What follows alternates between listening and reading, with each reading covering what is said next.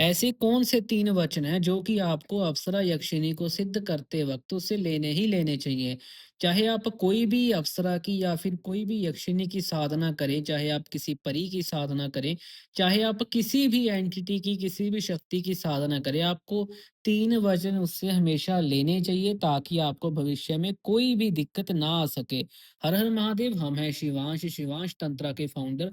आज हम बात करेंगे कि ऐसे कौन से 3 वचन होते हैं जो कि आपको शक्तियों से लेने चाहिए जब भी आप किसी अप्सरा को, यक्षिनी को, परी को, किसी जिन-जिन्नात को, किसी को भी सिद्ध करते हो। आपको ऐसे 3 वचन कौन से हैं जो कि आपको उनसे लेने ही लेने चाहिए ताकि आपको भविष्य में किसी भी तरह की दिक्कत का सामना ना करना पड़े। सबसे जो पहला वचन होता है वह आप उसे यह वचन लेते हो कि जब भी आप उसे कहीं पे बुलाते हो तो उसको आना पड़ेगा, चाहे वह कोई सात्विक जगह हो, चाहे वो तामसिक स्थान हो, कहीं पे भी आप उसे बुलाओ तो उसे वहाँ पे आना होगा।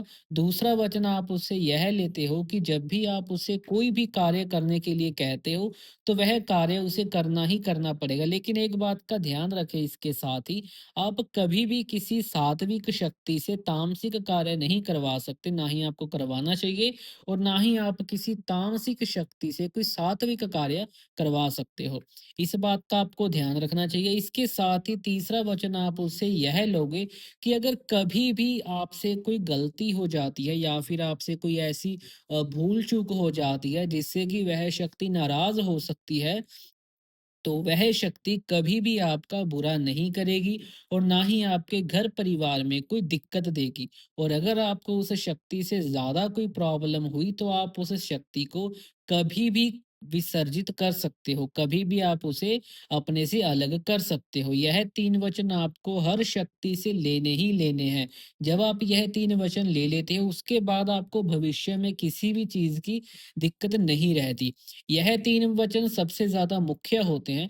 उसके अलावा आप अपने सामर्थ्य अनुसार, अपने कार्य अनुसार, अपनी साधना अनुसार और आपके जो भी जैसे भी कार्य रहते हैं, आप उस अनुसार अपने वचन उसके साथ ले सकते हो। वह शक्ति भी आपसे वचन लेती है और आपको भी उससे वचन लेने पड़ते हैं और लेने भी चाहिए। एक बात का हमेशा ध्यान रखें कि वचनों के बाद कभी भी किसी भी शक्ति का कोई भी वचन आपकी तरफ से नहीं टूटना चाहिए। अगर आपने उसका कोई वचन तोड़ दिया तो वह आपका